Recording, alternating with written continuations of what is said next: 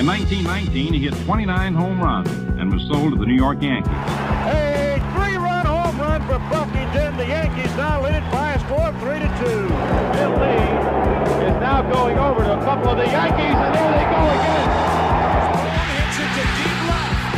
That might send the Yankees to the World Series. Varitek and A-Rod going at it. Roberts is going. Posada's throw. Roberts safe. And what can I say? Just tip my hat and call the Yankees my daddies.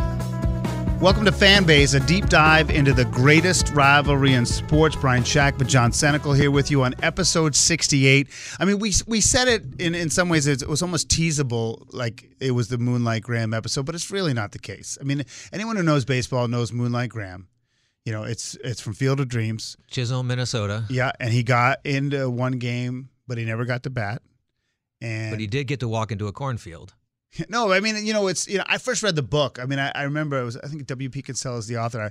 I read the book in, I think, 1988, and I think the movie came out soon thereafter. I mean, the book was a big deal to me, but everyone who knows baseball knows Moonlight Graham. But Earl Snyder's not Moonlight Graham. No. And we've been talking to Mr. Snyder for a long time now. You have, especially to try to get him on the show, and he joins us here on episode 68.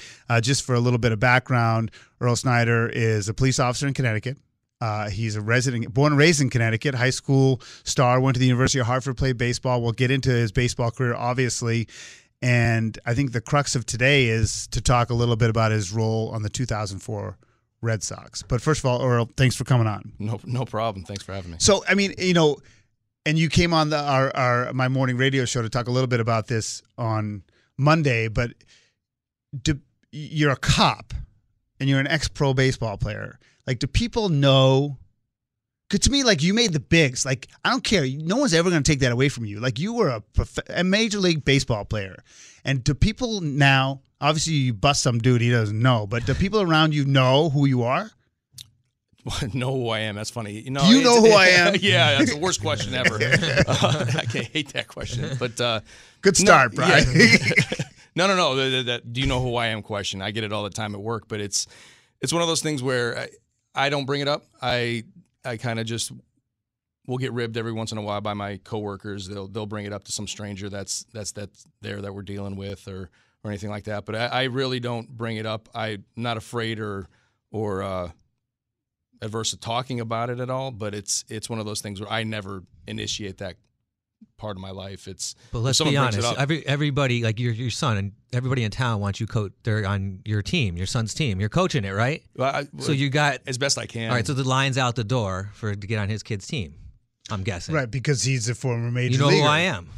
Yeah. I mean, is it? Yeah, I mean, of course, that makes total sense. I mean, if I'm in town, like his friend Brian, he played baseball with him at University of Hartford. Like, I didn't know Brian until my son wound up on Brian's team, and like within like one practice, I was like, "Hallelujah, my son is on Brian's team." Right. Like, I figured out real quick how lucky I was, and then next thing I know, like my other son winds up on Brian's team, and then next year, it's just funny how that works. You know what I mean? I think your story has, before we get to 04, I think your story has so many things that are honestly like kind of inspiring in a lot of different ways. Just take people through. So you went to Plainville High School in Connecticut, and you said you were good, but not great, right? You didn't get it. It wasn't like Mississippi State was calling you to go play college baseball, right? No, not at all. It was one of those things where, unlike now with our kids going to these camps and clinics and travel ball and all this other stuff. We didn't have that back then. Right. You actually played Little League, right? Yeah, you played Little League, and you played in high school, and you might play a American Legion ball or something. But other than that, during the winter months and everything else, you played a different sport, or you clowned around with your friends, or you did whatever. You weren't hitting baseballs 24/7, no, 365. and that's. I liked it better that you played 3 sports probably. Yeah, well, no, I only played one sport because I was lazy, but it was one of those things that was. I had some good hand-eye coordination. I had a little power, and that ended up coming out in college because I actually stopped being lazy and actually did start working out and practicing every day. And those talents, whatever you want to call them, were amplified at that point because I finally did something more than 3 or 4 months out of the year. So there's no major league or team sniffing at you in high school, but you go to college. and you work your butt off. Yeah. Definitely not in high school. And you get drafted. Yeah. Ultimately got drafted after my senior year by the Mets in the 36th round. 36. Yeah. Nosebleed section. Nice. Yeah, well, they don't even have a 36th round now. No. I mean, that's better still than not Piazza, that bad. though. Piazza Right. was Like lower than that. 68th or something like that. I mean, so you're not totally nosebleed. You're middle tier. But there's no expectation you're going to make the majors with that draft pick. What do they pick you as? Are you like what are their expectations for you? Probably a roster filler for the minor leagues, like the lower minor leagues, I would imagine, because at that point I'm older because I'm not out of high school, not even a junior in college. After your senior year, you have no leverage at all. It's either you want to play or you want to go get a job. It's like, right. Yeah, I'll play, And that's kind of how it worked. I went to Pittsfield, Massachusetts for the New York Penn League, sure. New York Penn League, yeah, for that half season. And after that season, I actually went back down to Florida after that to Instructional League. They kind of picked a couple of us to go there. And okay, so you're infantry. They're feeding you to the dogs, right? They're just going to play until you get sick of it, and then they'll have another 36-rounder to come in and play. So that's basically how it goes. When did you know, or when did they realize that maybe it was different?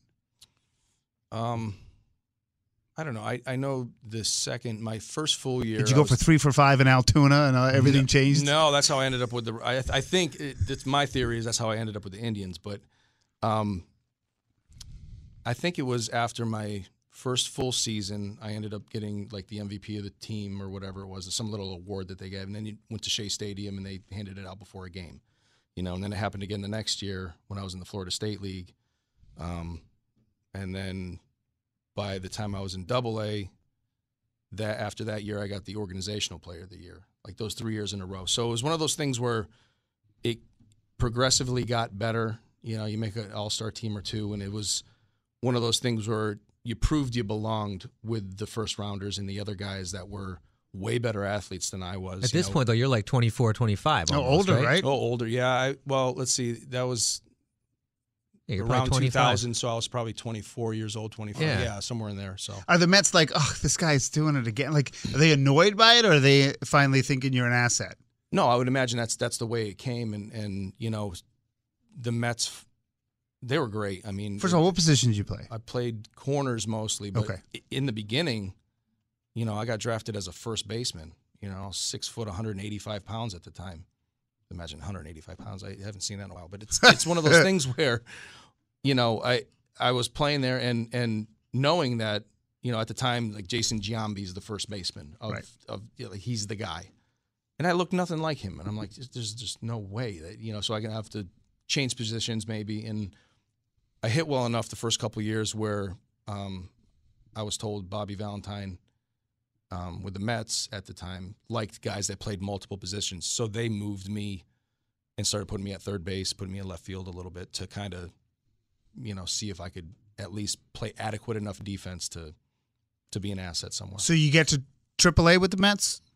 I went up there for the playoffs, but no, after my AA season, that's when I got traded I was in a deal with Roberto Alomar, came back to the Mets, and I went over to the Indians with a handful. He was a player to be named later. Yeah. Well, I wasn't named later. I was named in it, and we all stunk as we went over there. So it was.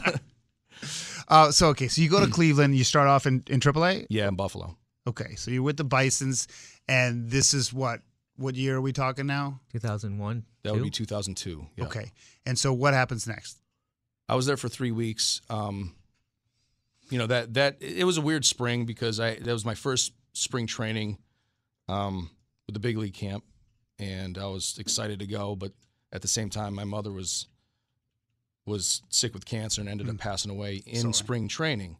So it was kind of like one of those things where it was bittersweet, obviously, what I had going on at home, but ended up going back to spring training, had a decent spring, and then after 3 weeks in Buffalo, 3 cold weeks in Buffalo. Freezing. It was miserable. It's just right off the lake, all that cold air coming in. It's rough up there, especially in the beginning of the year. But I got called up, and we had Jim Thome was playing the first base, and Travis Fryman. It was his last year, so Travis was getting older and needed to get spelled, and so I was playing first and third at that point. And Jim's back hurt, or Pedro was pitching, and then he would take the night off. Take the night off. Yeah. And so your numbers, you were up for, I think it was 18 games.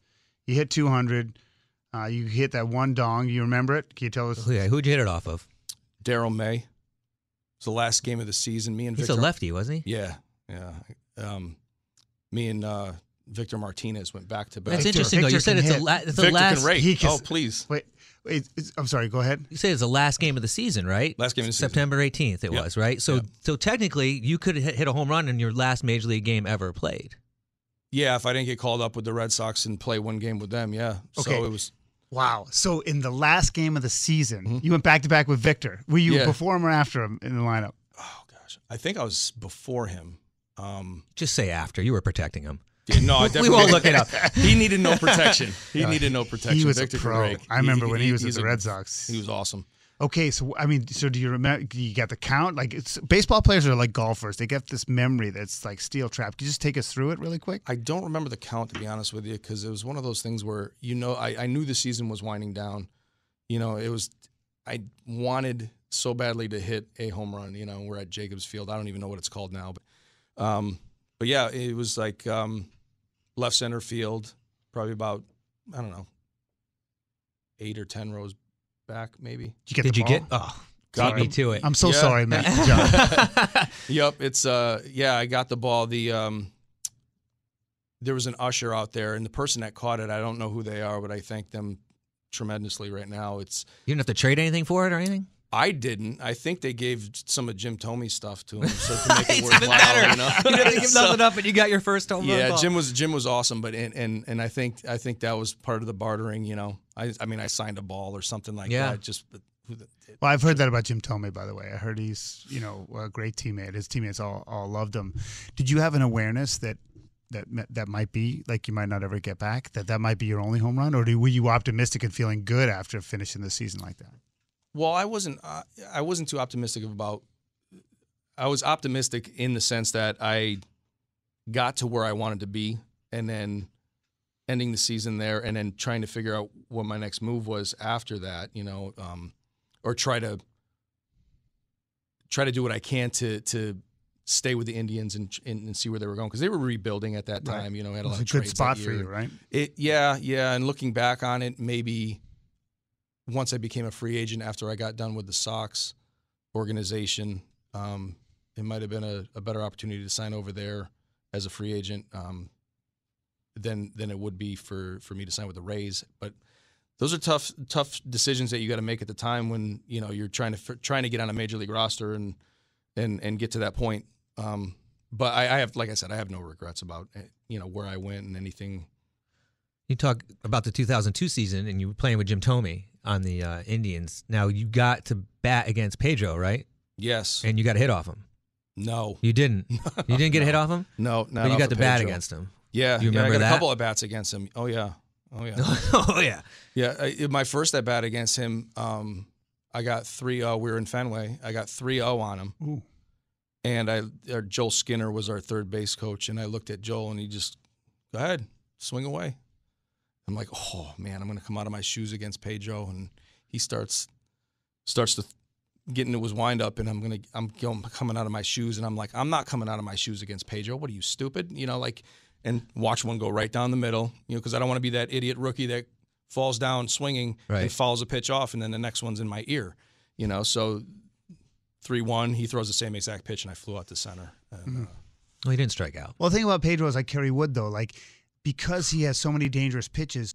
The thing I found, and I'm not as, I don't know as much about baseball as you, but that there's some pitchers you can reasonably kind of figure out what might come next, but with like Pedro and like a Kerry Wood, you don't know what they're going to throw. Well, both of those guys too have such filthy stuff that it doesn't matter if you know if it's coming or not. It's just, Pedro, I think one year was ranked by his peers as having the best fastball, changeup, and breaking ball in the major leagues in the same year. And so those guys, when he's throwing that ball 3-0, he's throwing it right down the middle, hoping that I try to put it in play, And if I get him, then oh well. But the chances are so slim that you are, though. Yeah, well, and that's the thing. It's just it's one of those things. He's throwing hard, but it was straight and it was hittable. It's just You get underneath it by just a hair, and you fly out the center. All right, there's a bunch of stuff we want to get to. I want you to. So we're at the end of the 2002 season. You hit a home run in the final game. Great story. And then what happens next year? Then I was with the Indians through the end of the off season, and then they took me off of the 40-man roster. So I got designated. Does that mean you become a free agent? No. So what happens is you are basically on a list of players, and so how the teams finish the year before determines the queue, basically, of who gets first crack. And so once somebody gets designated, say the worst team has the first pick, and so they pass on you, and then second and third and all the way down. Well, the Red Sox were one of the last teams on that list, and they picked me up, claimed me, knowing that the 28 teams before them already passed. So then they flipped me around and put me back on waivers, and then I passed through all the way. And once you pass through all the way, now I'm still a part of that team, but I don't have to be kept on the 40-man roster. I'm just part of their organization now. So they took a gamble that everyone will pass again. Yeah. And I mean, it wasn't even a gamble. Right, It it's was one of common those sense. things. Yeah, common sense kind of thing. No one's going to pick you up again. So that's how I ended up with the Sox for the 03 and 04 So you're in seasons. Pawtucket playing for the Sox? Yeah. Okay. Oh, yeah. Would you grow up a what? Sox fan. You were. Yeah, oh, yeah. So was that? What was it like when you went to the team, and was it hard to be in all of 03 sitting in Pawtucket without a call? Well, it was interesting because I played an AllStar game in high school at Fenway, and then I thought that was going to be my last time, and then I did it in college, and I thought that was going to be the last time, and then with the Indians. So to get picked up by the Red Sox and have the dream that you were going to be able to play in Fenway one day for them, it was I enjoyed it. I got to see a lot of family and friends. They would come up to the games at Pawtucket. So that was a good part of it. The tough part was that you're playing in an organization that basically said we lacking talent in our upper levels of the minor leagues. That's why we picked you up. Okay, well, it kind of tells you where you're at. Not to mention the fact that that team's full of all-stars and those guys that were up there already. So Well, the 03 team arguably might have been better than the 04 team. Yeah, and they didn't win it. Yeah, one swing. Yeah, they were something. And going to spring training with those guys in 03 and 04, it was eye-opening. It was fun to talk hitting with guys that were up there, and that's ultimately what I like to do. I wasn't a defensive guy. I wasn't going to sit there and talk fielding with whoever. I wanted to hit, and I wanted to learn how to hit, and I wanted to talk to these guys, and they were great, all of them. All right, so you spend the whole 03 in the minors, and then, and again, this is Fan Base, a deep dive into the greatest rivalry in sports. Episode 68, John Senecal, Brian Shackman here with Earl Snyder, who was a major leaguer born and raised in Connecticut, where we record, and now a police officer in Connecticut, and he's just gracing us with these great stories. And so you go into 04, and I don't know if you want to tell us what happened there, but you want to take us all the way through the call-up. I mean, take it where you want. I mean, you spent a full year in the minors.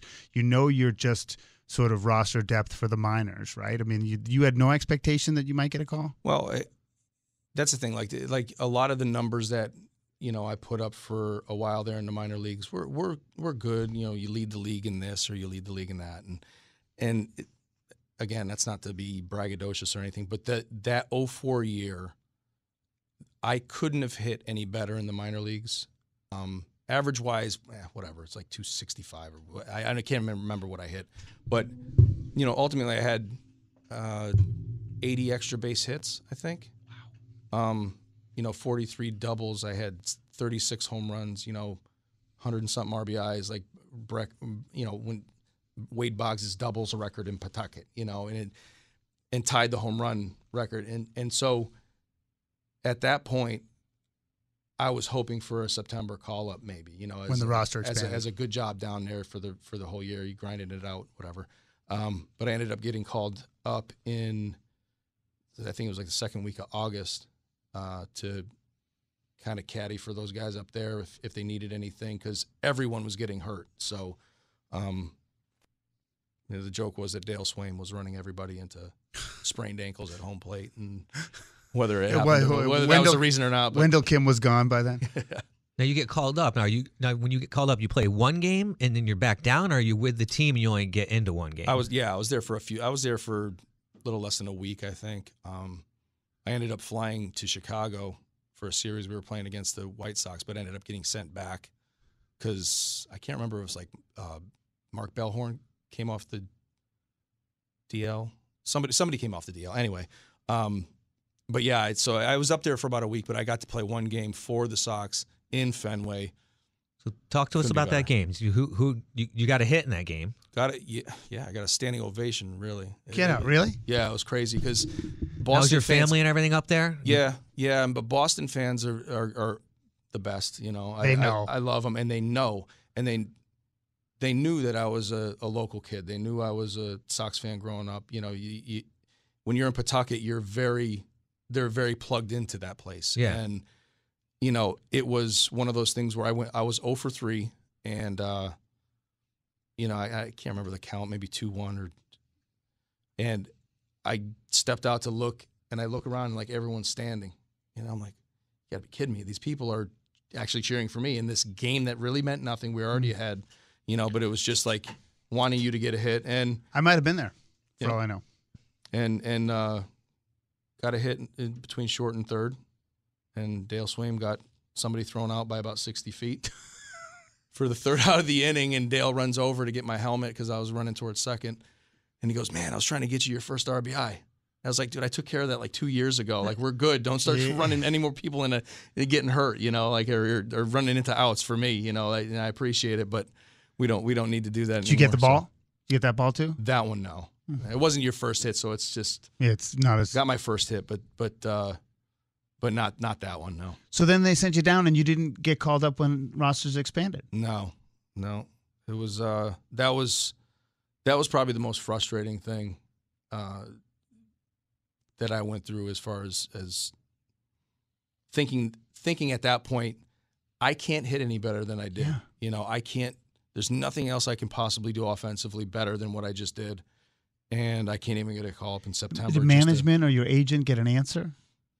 I talked to Theo a little bit, Epstein, you know, and he was just like, you know, we got room here. They were planning on making a run in the playoffs and all that other stuff, and they wanted to keep the camaraderie of what it was, you know, the bench and the behind the scenes kind of stuff. And, you know, agree or not, I understand that, and I was not a person that's going to be, you know, detrimental to anybody there or a distraction to anyone. So, you know, that was tough. I did get a call.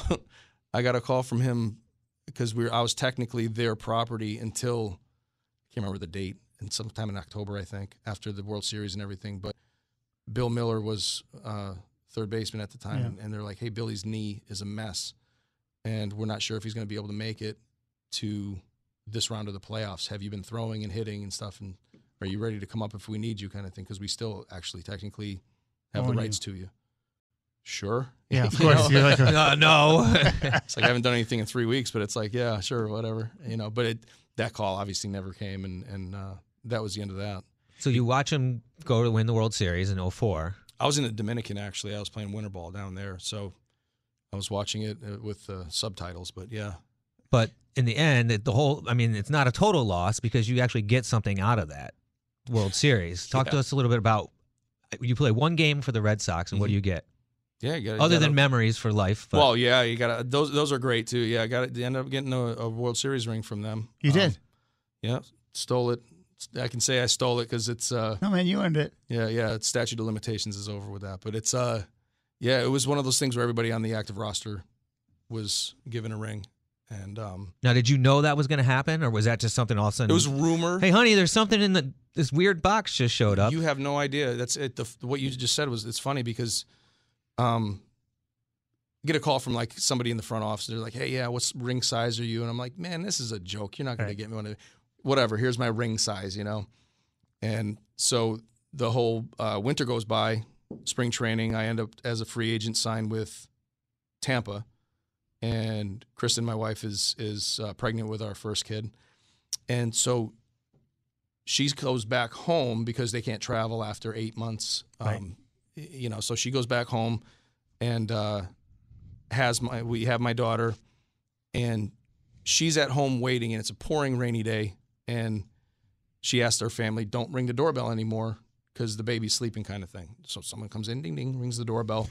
She goes to the door, pouring rain, and there's just one box just sitting on the stoop. And so she picks it up. She calls me. She's like, "Hey, did you order any sneakers?" Like, It's this glowing box on the porch. And I was like, "What do you mean I ordered sneakers?" No, because I'm not going to be there for 7 months. And she goes, "Well, it's something from Boston." And I was like, it's probably the World Series ring that they said they were going to send me, as a joke. Right. Sure enough, she opens it up and it's just laying there on the ground.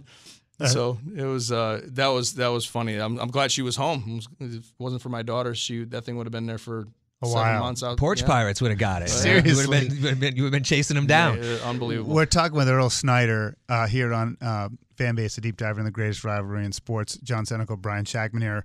Earl played for the Red Sox one game in 2004 and got a World Series ring, had a great career.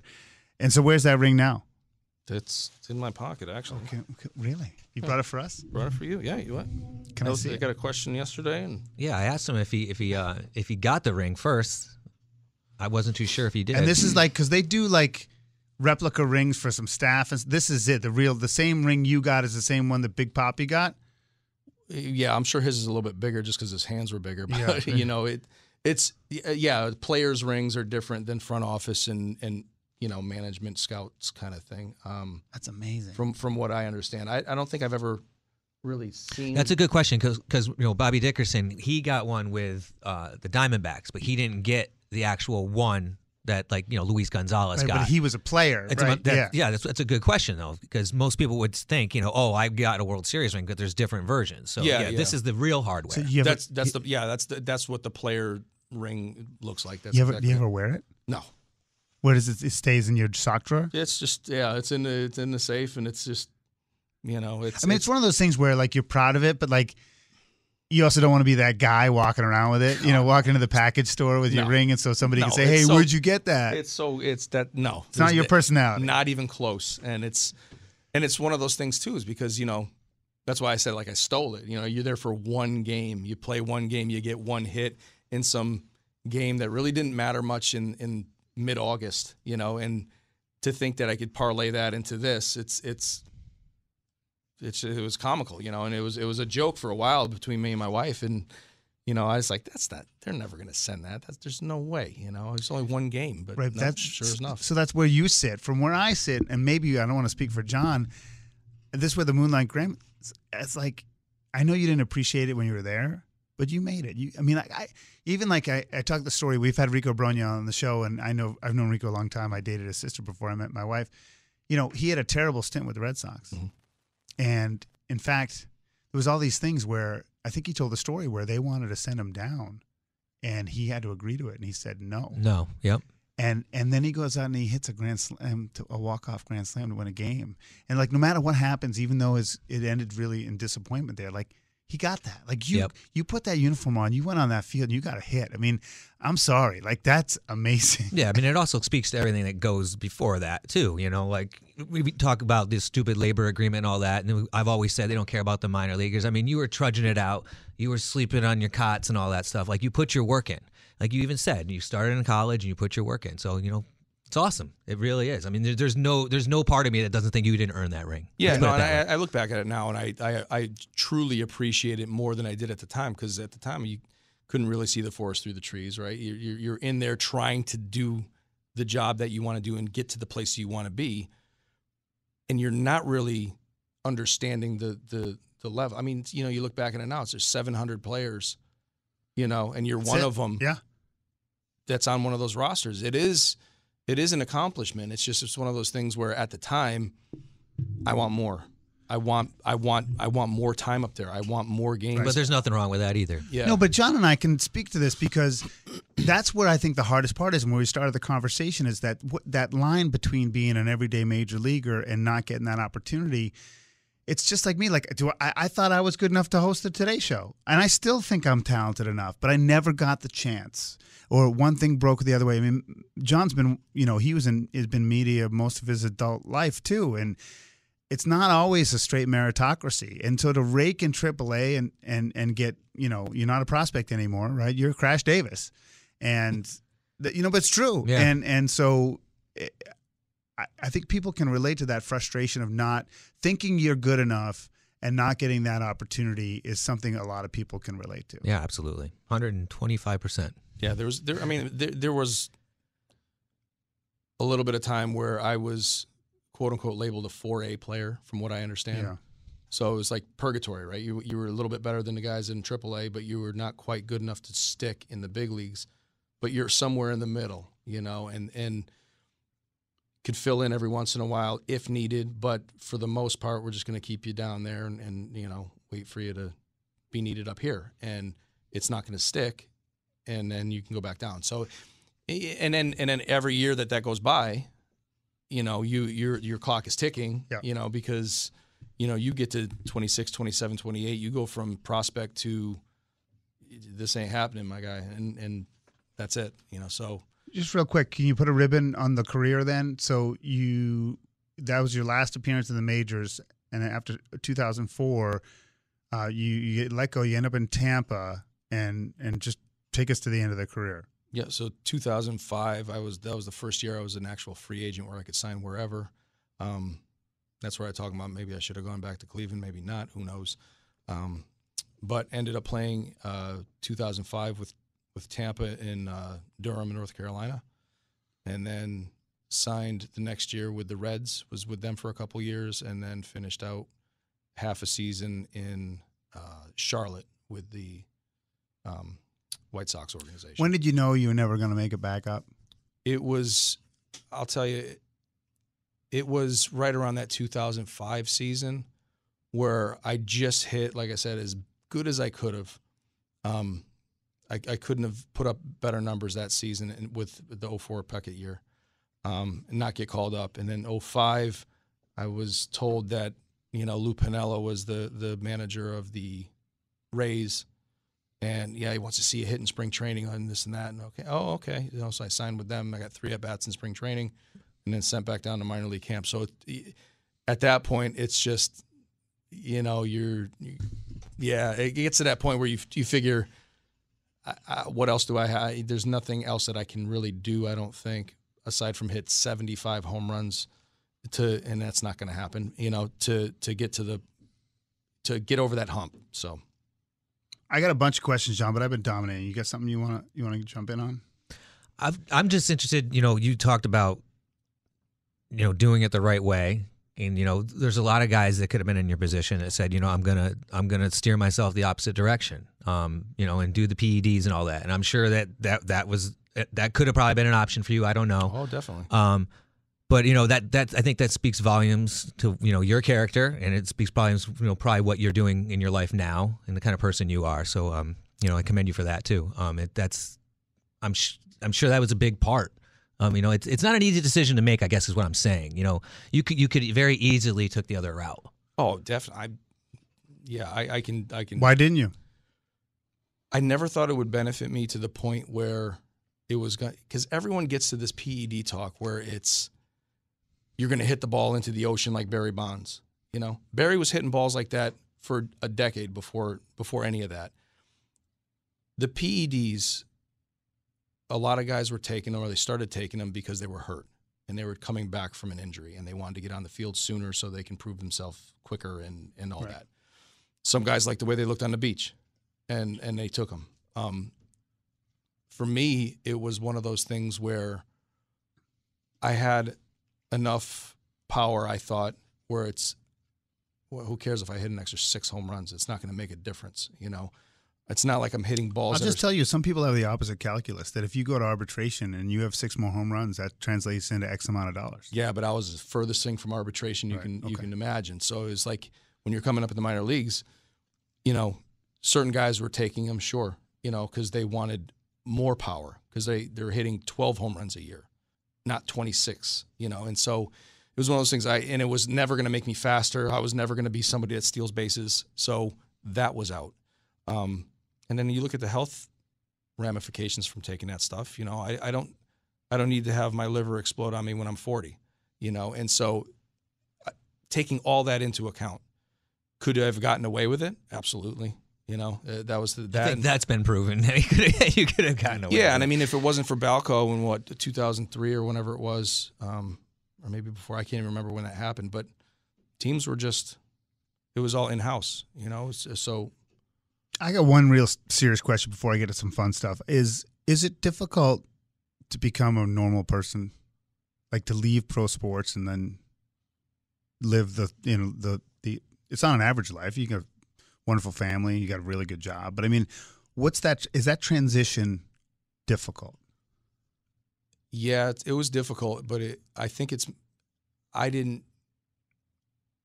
thought I ran my time out, right? Like I played 10 years after college, and it's one of those things where I did everything I could. I did it my way. I did it the way where I can look back and be proud. I can talk to my kids about it and be proud about it. So when my time came and real life was, you know, I had 2 kids at the time, my wife, and I'm traveling on bus trips going to Rochester, you know, like I'm going to Syracuse. And I'm missing my kids, and you know, every time I see them, they look different because they were smaller. It's done, you know, and you get to that point where the age and the amount of time I'm playing my 6 years in, you know, the international league, you know, you get to the point where you're like, you know, I've had enough, you know, and was the decision made for me? Was there another team out there that would have signed me the next year? I don't even know because I didn't even try, you know, but I've had enough, and that was it. And it was time to move on because I know in my early 30s, I'm not going to automatically, it's not going to happen. Right. You know, so why spend the time going back to Ottawa, you know, to play the Orioles organization or whoever was up there at the time? Not going to happen. So. Right. You're sitting next on the bus, some 22-year-old thinking about what strip bar he's going to go to, and you're sad because you can't give your baby a bottle. I mean, it's like, yeah. The bus had left the station. Oh God, yeah, yeah, and it was that point where I had enough. I had enough. I don't know. I had enough insight to sit there and say and be honest with myself and say, okay, this is going to end. I'm not going to go and play independent ball. I'm not going to do any of that stuff. It's been a good run, and I made it further than I ever thought I was going to, and I'm happy with it, you know. And making the decision was easy for me. It wasn't for a lot of guys I know, right? You know, it was rough for them. You know, guys coming out of high school that never went to college that, you know, all of a sudden they play 8 years, and now the only thing that they have on their resume is that they played baseball. Yeah. But you had a degree. Yep. In what? Criminal justice. And now you wind up leaving baseball. And now, is that an easy decision to become a police officer, or how does that all unfold? I mean, I always wanted to do something like that. And at the time it was out of necessity too. You know, I mean, it's like when you look at your resume and you know, worked part-time for FedEx on the off seasons, and right, you know, you worked at a liquor store in the off seasons just to kind of make a little extra money. And then all of a sudden you're putting that stuff on a resume. And I hit a ball with a stick for 10 years. It doesn't equate to much, but you know, fortunately I was hired on PD down in Raleigh, North Carolina. And, you know, I'm grateful for that opportunity. And then you get the opportunity to come back home. Yes. Yeah. That's been the greatest, decision I've made, I think. I not like I made it. Kristen made it with me, but it was difficult, but it was, looking back on it now, it was absolutely the best decision to make. And kids are great, and they're happy, and they're healthy, and I can't complain one bit about it. You know, it's funny because part of me is like, there's plenty of minor league players who became great major league managers and coaches, but then I'm thinking about what you're saying is it doesn't make sense because you would have had at least 4 years on the buses as a coach before you got any call up, and then you're still gone for half the year. So you're married to that sport. I mean, is that why you didn't go into baseball after baseball? Oh yeah, because I was asked, you know, my agent at the time, before everything was done, was just like, would you ever coach? I was like, there's no way that I'm going back down to the bottom of the list as a hitting coach in A-ball, driving around 12 and 14-hour bus trips, making, I don't even know what they make, but I'm sure it wasn't enough to support a family back somewhere else where they're living. And and then you're traveling all the time again on those bus trips, and I already read that book. I'm good. Yeah. I'm not going to go back to that. So that was never really even an option. I wasn't going to do that. Kids sports and things like that, when my stupid schedule dictates what I can be there for them. Great. And I try to be as much as possible, but yeah, no, I was never in the running for that coaching. All right. So we're going to wrap it up here. A couple quick questions. Best player you ever on the field with? I liked Manny. He was like watching him hit and getting to hit with him in spring training and pick his brain and ask him some questions. You could talk to him? You actually could talk to him? Like have a conversation with him? Oh, he's awesome. Yeah, Really? yeah. Well, my first year with the Red Sox. I'm at 2003. It's like a new team, and I said I'm going to be the first one to show up to spring training, and I'm going to work my butt off, and blah blah blah. And it's like 6:30 in the morning. I get out of my car, and there's the empty parking lot, and we're sleeping on the bench out front. Stretches at 9 o'clock or 9:30 or whatever it was, and I hear like somebody hitting in the cage already. I'm like, what in the world, man? And I walked over, and there's 60 balls on the ground, and Manny's full sweat, and he's like, Poppy, hurry up. I need a break. And I was like, yeah, I'll be right there, man. It's like, run in, and, I get a chance to hit with him before anything. And because I don't think he picked up a bat before spring training. And so he got into his groove there, but got to hit with him like that and ask questions and kind of pick his brain. He was great. He was a great hitter. I don't know about all around best player, Right. But he was fun to watch. I enjoyed him a lot watching him hit. How about can you tell us like the biggest jerk? I don't know if I would want to throw. Okay. There was How about most overrated? There was one guy. He was. I love this stuff. Milton Bradley wasn't very nice. The outfielder for Cleveland. Yeah. Yeah. He was. He was great one day, and then he'd come in and he would snap the next day, and you're like, what is going on? I wonder if he took a lot of crap for his name growing up, Milton Bradley. Of course he did. And he just was taking it out on everybody. I don't know about all that. He was a stud, man. He was a strong kid. Such a good athlete, a good player, switch hitter. He was awesome. It's just like he couldn't get out of his own way to maximize his potential. Was Albert Bell still there, or was he gone? No, Albert. Don't Albert call me Bell Joey. was gone. Albert. I would have loved to have seen him. No, my year, the year in 2002 when I was there, that was the year that they started trading everybody off. So, go up to Bartolo got traded that year to the Expos, and we got back Cliff, Lee, Brandon, Phillips, and I never played with Grady Sizemore, but he was like a lower, younger guy. But the other two, they came right to Buffalo, and we traded somebody. I can't remember who we traded for. Coco Crisp, Covelli came over at that point, and they got a bunch of young guys that year for the older guys because they were just breaking it down. They were just completely revamping that system. I was gonna say, like in the minors, who was the guy that you saw him for a half an hour and you're like, he's gone. He's so good. He's gone. I saw Glenallen Hill hit one over the light tower in Syracuse once at a game. Yeah, and I was like, it literally never looked like it was gonna land. Yeah, yeah. There's a few of those guys, like David Wright. I remember playing against David Wright when for the 15 minutes he was in AAA, got to play him in Norfolk, and it was just like you looked at him, you're like, okay, he's got it together. Like everything he does, he's got it together. There are a bunch of guys like that, though. Yeah. A bunch of guys that you faced. Like I remember we faced Francisco Liriano when he was younger with the Twins in Rochester, and he blew us all up. Filthy. Oh Filthy. My God, his slider was ridiculous, and he carved us up. One year in Rochester. I don't even know what team I was playing for because I played in that league so long, but it was like when we did face him, he killed us. And you could tell more stories. Listen, I know how grateful John is for you. Do you remember your first major league hit? Oh yeah. Who was it off? I know. I think I wrote it down, but yeah, Hideki Robbie. Yeah. No way. Yeah. Former Yankee. But it wasn't against the Yankees, though, right? No, he It was closing. Texas. He was closing for Texas. Yeah. Yeah. And I got to give credit to Ellis Burks for that, because Ellis was our DH, and I was pinch hitting for another Connecticut guy, John McDonald. And before I got up, he goes, "Hey, if you get to 3-2, he's going to throw that split finger, but it's going to be just this piece of crap right down the middle. He's going to throw it like a changeup." He goes, "Sell out, man." He goes, "That's what's going to happen." I was like, "Okay."